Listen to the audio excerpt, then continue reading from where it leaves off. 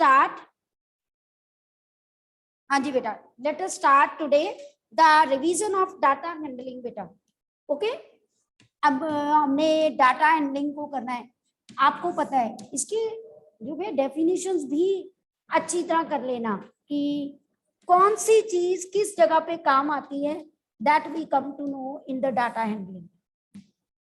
Okay बेटा, तो अब डाटा हैंडलिंग में सबसे पहले पिक्टोग्राफ होता है।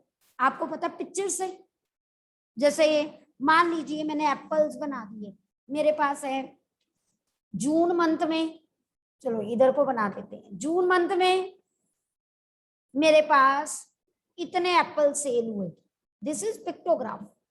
ठीक है, पिक्टोग्राफ टोटली किस पे डिपेंड है, पिक्चर्स पे। और एक हाफ एप्पल बना दिया मैंने, ये लीजिए।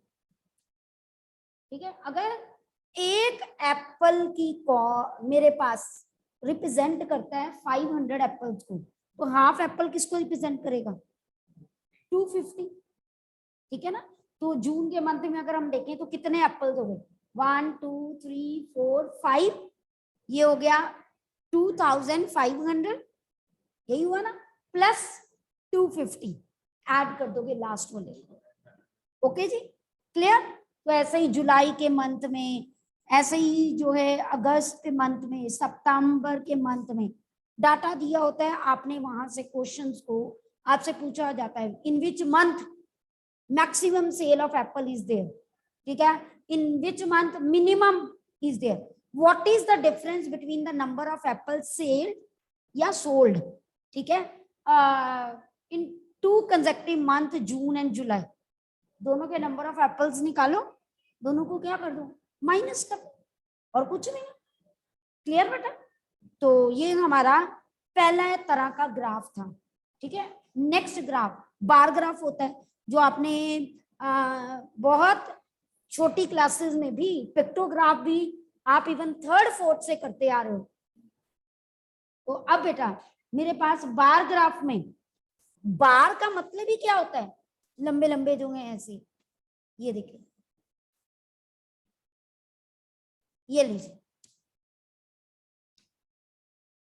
ओके, अब यहां पर आपको मान लीजिए ईयर दे दिया 2003 to 2004, 2000 जो है मेरे पास 5, चलो 4 to 5 ऐसे दे दिया, या नंबर ऑफ व्हीकल्स दे दिए कि जून में कितने एक्सीडेंट हुए, जुलाई में कितने हुए, अगस्त में कितने हुए, सितंबर में कितने हुए, और इधर नंबर बता दिया कि यहाँ 500, ठीक है, मान लीजिए ये 250 है, 750 है, 1000 है, देन 1250, ऐसे करते करते कुछ भी इंफॉर्मेशन हो सके।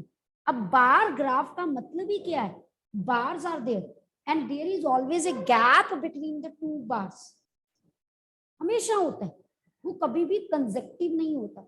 अच्छा, ये सिंगल है, डबल भी हो सकता है। डबल में कैसे है, आपको एक सिटी 1 का दे दिया, एक सिटी 2 का दे दिया, होता है वही है। इसमें भी मेरे पास डबल बार ग्राफ में ऐसे एक ही बॉक्स को वो 2 पार्ट्स में डिवाइड कर देते हैं। ठीक है, विड्थ नहीं चेंज होती, मेरे पास ड्रॉ होने पे कोई छोटा कोई मोटा बन गया है ना, कोई थिन एंड कोई फैट बन गया, बट ऐसा नहीं होता, वो तो बार ग्राफ में क्लियर कट, वो सीधा ही straightforward. Okay, now come to next बेटा, ये डबल बार ग्राफ था, इसी पर बेस्ड पहली मेरे पास जो है एक्सरसाइज है कि ड्रॉ द एप्रोप्रिएट ग्राफ जो है फॉर द फॉलोइंग इंफॉर्मेशन। आपने देखना है, अगर 2 ईयर्स का डाटा इकट्ठा दिया है, 2 सिटीज का दिया है, डबल बार ग्राफ है ना। अगर नंबर ऑफ थिंग्स वो मेरे पास जो है सिंपल बात की गई है, जैसे ट्राई दीज क्वेश्चन है पेज 71 पे, मंथ दिए, नंबर ऑफ वॉचेस सोल्ड दिए। अब आपकी मर्जी है बेटा, आप इसको पिक्टोग्राफ में भी बना सकते हो, आप बार ग्राफ में भी बना सकते हो। पहले क्वेश्चन दोनों करेक्ट है, ठीक है, कि वहां उन्होंने मेंशन नहीं किया, लेकिन अगर मैं सेकंड और थर्ड देखूं, स्कूल ए में 2 चीजें, स्कूल बी में 2 चीजें, स्कूल सी में 2 चीजें, इसको तो डबल बार ग्राफ से ही बनाओगे ना, है ना, और किसी मेथड से नहीं बना सकते। क्वेश्चन नंबर 3 देखूं तो मेरे पास जो है अगेन दो चीजों की बात की गई है, तो दोनों के दोनों को आप क्या करोगे, डबल बार ग्राफ में ही रिप्रेजेंट। डाटा परसेंटेज में दिया है तो यहाँ परसेंटेज ले लोगे, डाटा सिंपल नंबर्स में दिया है तो नंबर्स में ले लोगे, केजी में दिया है केजी में ले लोगे। वो ओरिजिन मेंशन करना, यहाँ क्या चीज है, यहाँ वाई एक्सिस, एक्स एक्सिस, इन सब का पूरा एक नंबर होता है, स्केल मेंशन करना। ओके, तो आप 5 नंबर का क्वेश्चन है या 4 का है तो एक कम हो जाएगा अगर आप नहीं करो।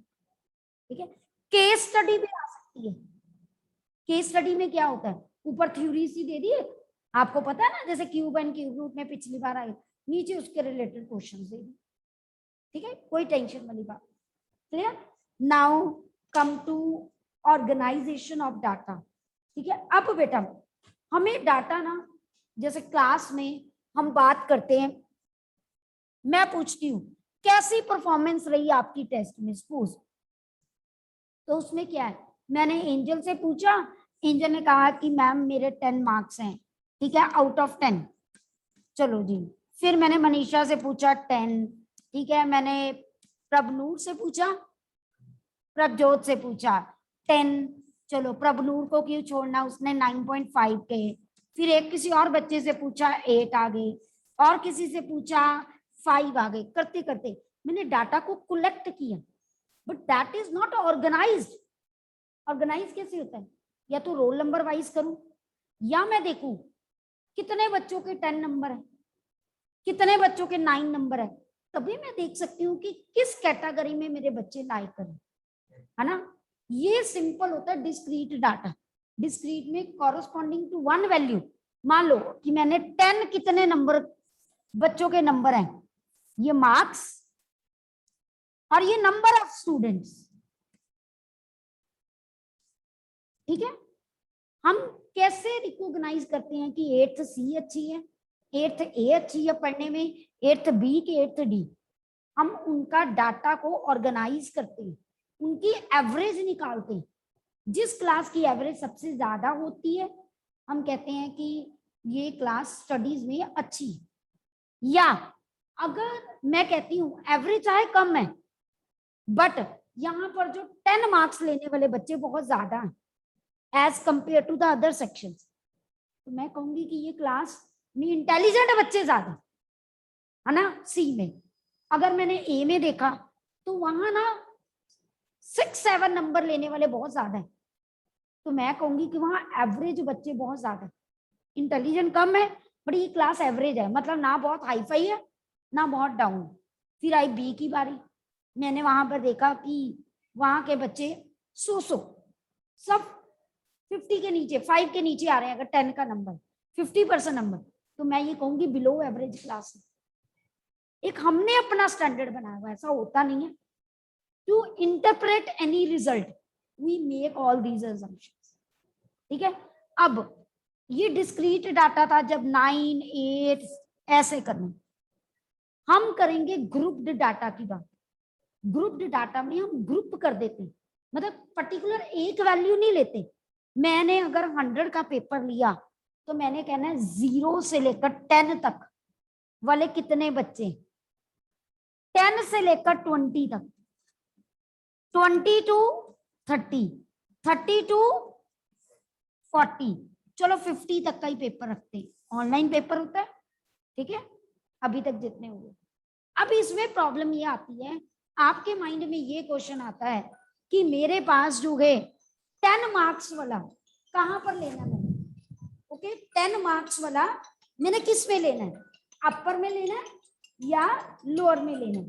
तो बेटा मैं क्या करूंगी, मैं यहाँ पर जो है 10 वाला हमेशा सेकंड वाले में लेंगे, हमेशा सेकंड वाले, यहाँ नहीं इंक्लूड होता हाईएस्ट वाले। ठीक है, यहाँ पर एक मैं बात बता दूं, ये जो ग्रुप्ड डाटा है ना, ये 0 to 10 ये जो है लोअर लिमिट है, ये अपर लिमिट है। हम क्या करेंगे, हम हमेशा 10 की वैल्यू उसमें लेते हैं जहां लोएस्ट लिमिट में वो वैल्यू है। अगर मैंने 30 लेना है, 30 वाली वैल्यू किस में आएगी? 30 to 40 में। ओके बेटा, क्लियर? हर इंटरवल, इसको कहते हैं class interval. What we called it? Class interval. जो है मेरे पास, मैं किसी भी क्लास इंटरवल का बेटा क्लास साइज भी निकाल सकती हूँ, क्लास मार्क्स भी निकाल सकती हूँ। सबसे पहले बता रही हूँ क्लास साइज। क्लास साइज या width one is the same thing. Okay, इसका मतलब होता है upper limit minus lower limit. Okay, फिर है क्लास मार्क्स। मेरे पास क्लास मार्क में upper limit plus lower limit divided by 2। Okay बेटा, क्लियर? अब बेटा मेरे पास जो है, मैंने आपको जैसे कहा, मान लीजिए क्लास मार्क्स निकालिए for the class interval 40 to 50। कैसे निकालोगे? 40 प्लस 50, ये माइनस साइन नहीं होता, ये एक रेंज बताता है, ठीक है? तो 40 प्लस 50 डिवाइडेड बाय 2। अच्छा, रेंज भी हम कई बार, रेंज जो है किसी भी डाटा की, highest value minus lowest value. Okay, किसी भी डाटा की जो ऑर्गेनाइज्ड नहीं होता उसकी हम कैलकुलेट करते हैं। ओके बेटा, क्लियर? चलिए, अब मेरे पास जो है नेक्स्ट, मेरे को बहुत बार क्या होता है कि ऐसे थ्योरी, मुझे डाटा दिया हुआ है ये, और मुझे कहा गया इसके रिलेटेड क्वेश्चन पूछ लेते हैं। In which interval maximum students come? 10 to 20. In which student the minimum student come? In which class interval? 20 to 30. What is the number of students who get marks more than 30? More than 30. 6 plus 8. More than 30 पूछा है। More than 30 में 30 to 40, 40 to 50 वाला भी आएगा। तो 6 plus 8, 14. The number of students which get marks less than 30, 31. Okay जी, कोई भी question mould होके आ सकता है, क्योंकि इसमें हम अपनी नीड के अकॉर्डिंगली क्वेश्चन को मोल्ड कर देते। इट्स नॉट नेसेसरी कि वो बुक की फॉर्म में ही है। समझ आ गई? वो आपने थ्योरी की तरह क्वेश्चन है, आपने इंटरप्रेट करना उसको कि क्या रिजल्ट वो मांग रहा है, वो कैलकुलेट कर लो। समझ आ गई बेटा? क्लियर? फिर बेटा हमें इस बार डाटा का जो है ना, अब आपको छोटे छोटे क्वेश्चंस जो है बार डाटा में मैं पूछती हूँ। बार डाटा मतलब हिस्टोग्राम। ये जो कॉन्टिन्यूस डाटा होता है ना, इससे हम हिस्टोग्राम बनाते हैं। बार ग्राफ और हिस्टोग्राम में क्या डिफरेंस है? बार ग्राफ में एक एक का गैप होता है, हिस्टोग्राम में कभी भी गैप नहीं होता। अब मेरे पास जैसे यही डाटा था, मान लो ये नहीं होता, सपोज मेरे पास 10 से स्टार्ट हुए, अच्छा 10 से भी नहीं, मैं 20 से लेती हूँ। सपोज आपने 20 लिया, 30 लिया, 40 लिया, 50 लिया, 60, बेसिकली डिफरेंस 10 का, पर आपका 0 से लेकर कितने का आ गए? या तो यहाँ 10 बनाओ, अगर 10 नहीं बना रहे, पहले में क्या लगा दो?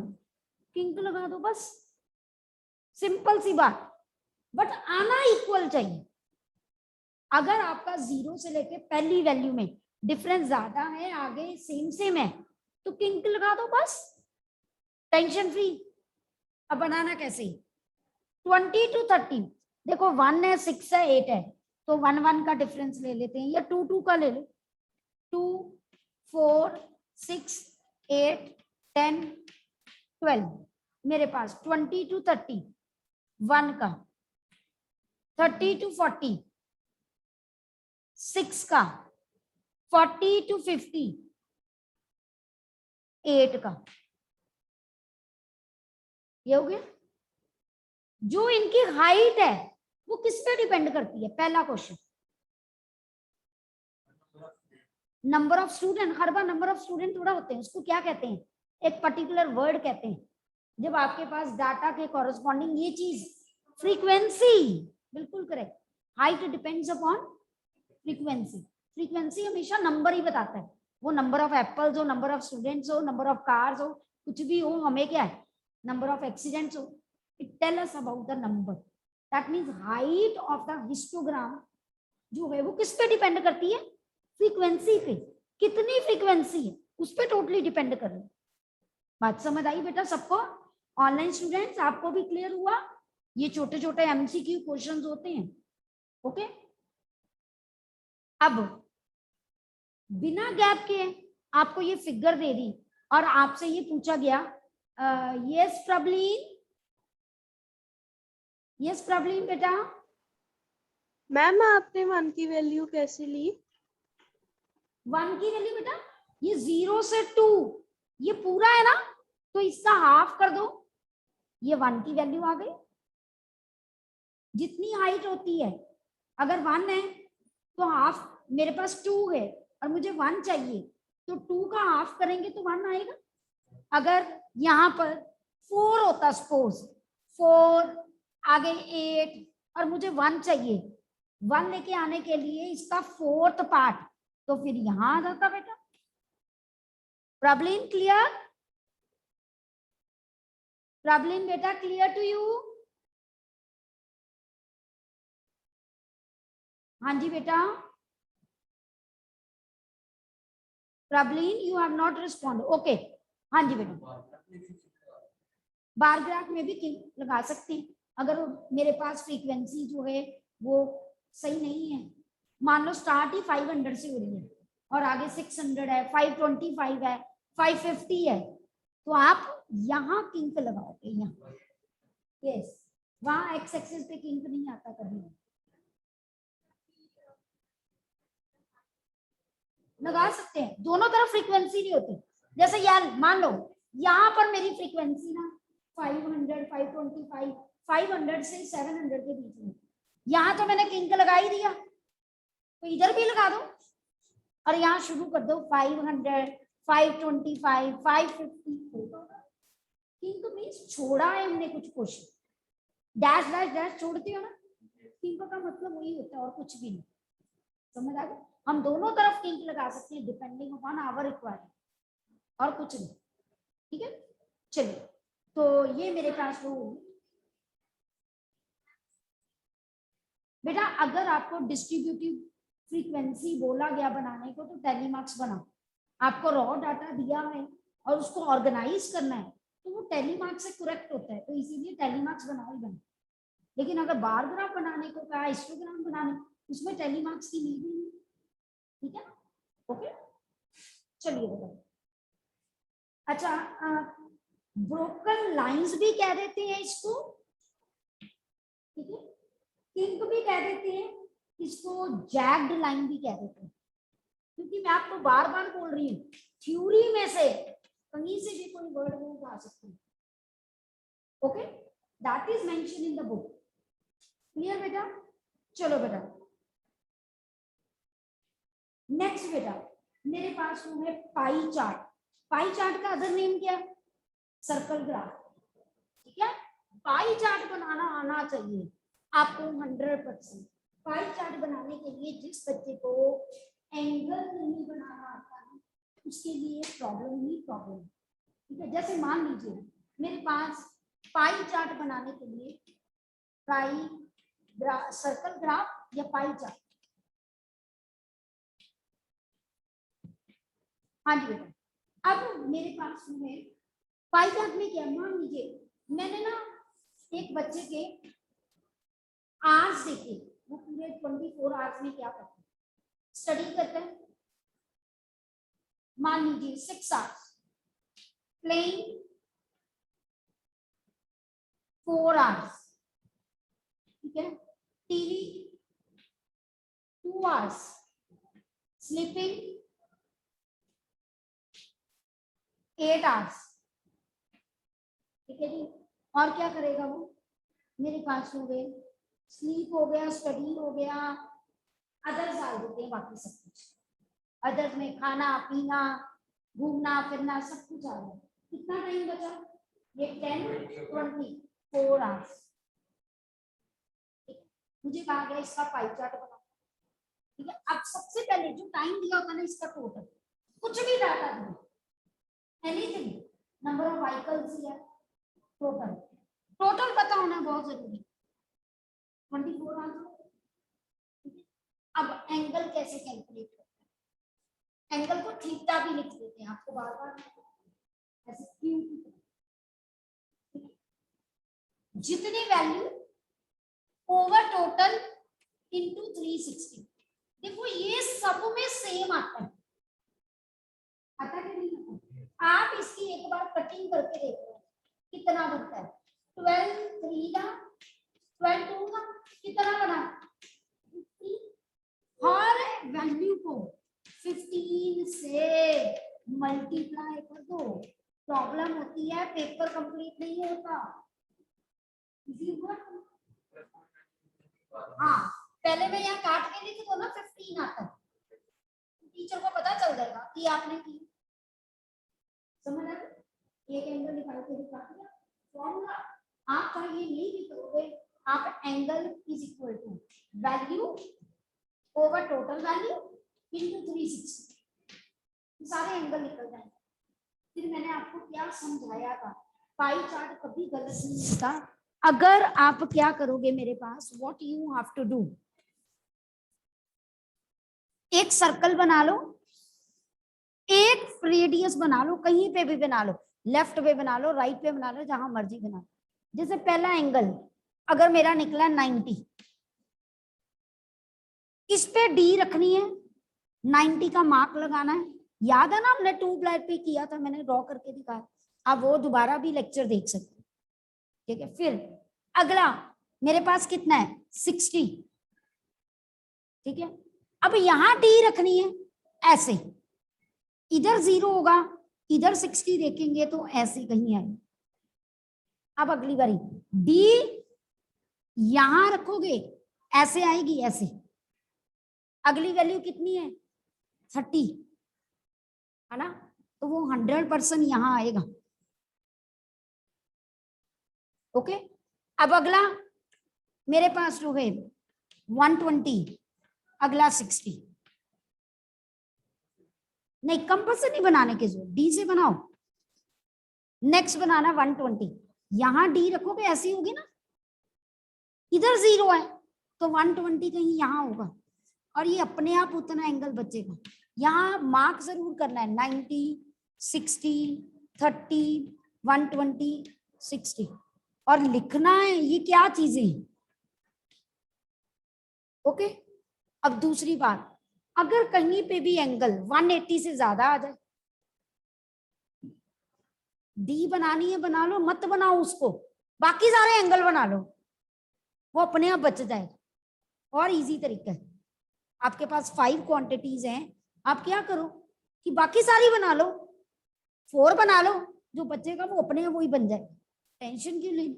अगर फिर भी बनाना है तो मैं आपको बताती हूँ, पहले 180 का ये डैश डैश करके, ये तो बनना ही बनना है, ये डॉटेड बना दो, रब करने की भी जरूरत नहीं है।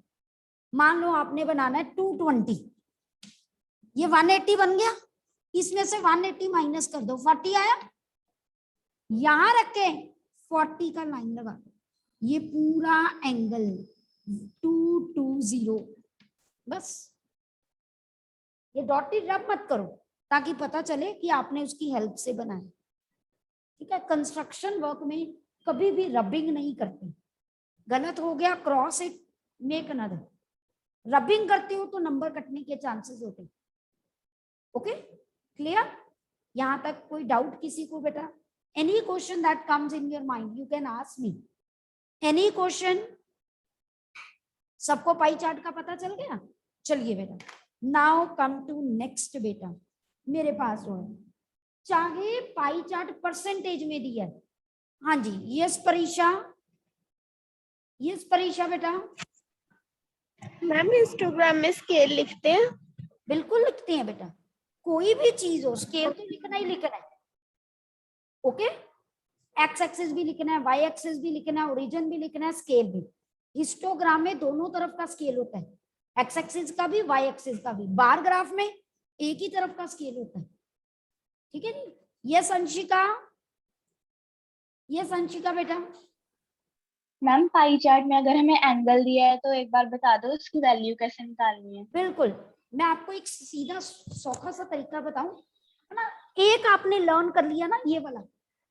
अब देखो, आपने अगर वैल्यू निकालनी है ये वाली, आपको टोटल दिया है, तो क्या करो, इसी से चेंज करो ना, theta into total value by 360, ये वैल्यू आ जाएगी उस पर्टिकुलर वैल्यू की। अगर आपने टोटल निकालना है, आपको टोटल नहीं पता, तो आप टोटल वैल्यू निकालनी है, आप क्या करोगे, वैल्यू ओवर एंगल इंटू 360। कुछ याद करने की जरूरत ही नहीं, एक ही फॉर्मूला याद करो, बार बार कन्वर्ट कर लो उसको, ये 360 लिखा है। Okay okay Anshika, just learn one formula, ये वाला। आपको तीनों में से कोई एक चीज निकालनी आएगी, अपने आप निकाल लो। ठीक है बेटा, क्लियर।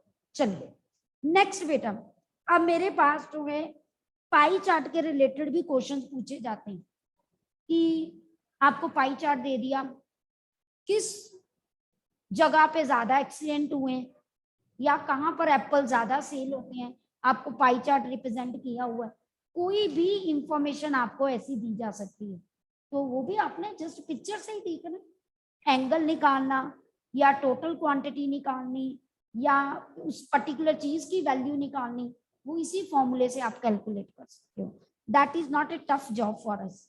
अब नेक्स्ट जो है मेन प्रोबेबिलिटी, जहां से नंबर कटने के चांसेस ज्यादा होते हैं। ठीक है, लेट अस डिस्कस प्रोबेबिलिटी। कल भी मैं प्रोबेबिलिटी के क्वेश्चंस ही कराऊंगी, पहले मैं प्रोबेबिलिटी डिस्कस करूंगी कि प्रोबेबिलिटी होता क्या है मेरे पास। प्रोबेबिलिटी किसी भी इवेंट की number of favourable events over total number of events.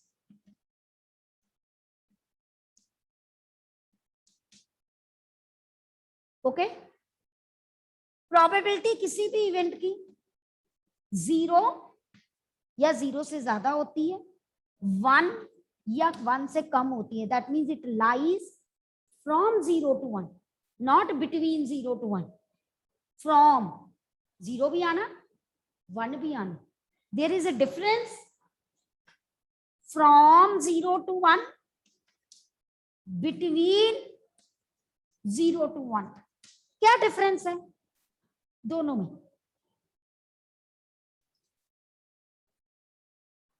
Yes, between में 0 और 1 नहीं आता, लेकिन फ्रॉम में 0 आना।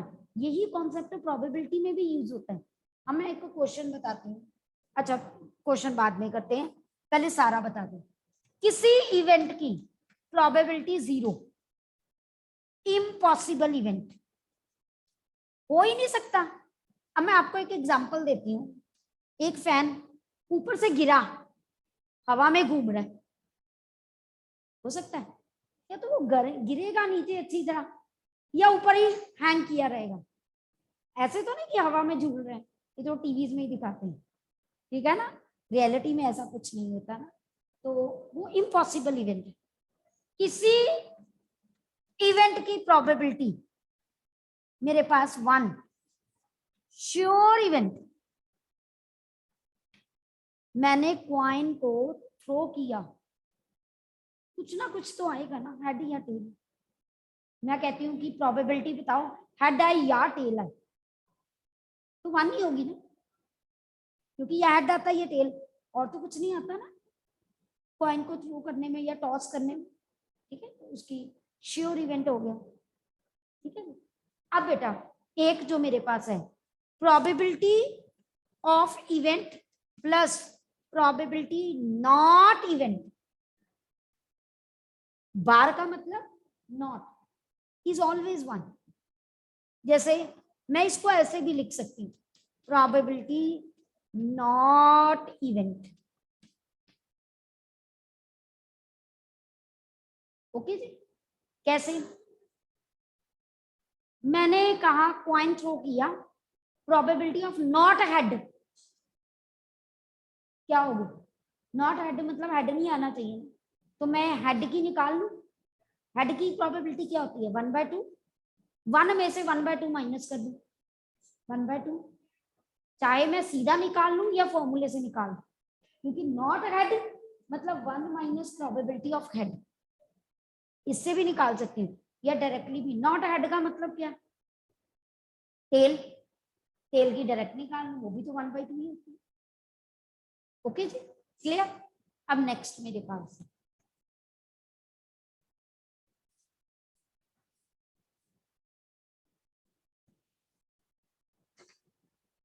हाँ जी, अब नेक्स्ट देखिए मेरे पास क्या है। अगर नंबर्स हैं from 1 to 10, find the probability of even numbers। चलो जल्दी जल्दी बताओ, प्रोबेबिलिटी ऑफ इवन नंबर्स। मेरे पास क्या होगा? नीचे टोटल, पहले तो टोटल नंबर देखे जाए। 1 से लेकर 10 तक कितने नंबर होते हैं? 10।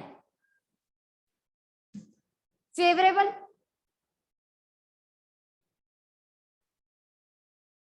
2 5 द 6, ओ 2 5 द 10, तो 5 ही नंबर हुए। 1/2। अगर मैं कहती 0 to 10,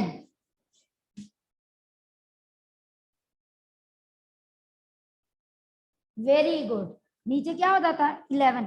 0 को भी तो इवन नंबर में काउंट करते हैं, तो यहां पर भी 1 आ जाता हो, मतलब 6/11। ओके, फिर अगर मैं यहां कहूं between 0 to 10, how many numbers are there? 9। 0 to 10 between, ना 0 लेना ना 10 लेना, तो 1 से लेकर 9 तक।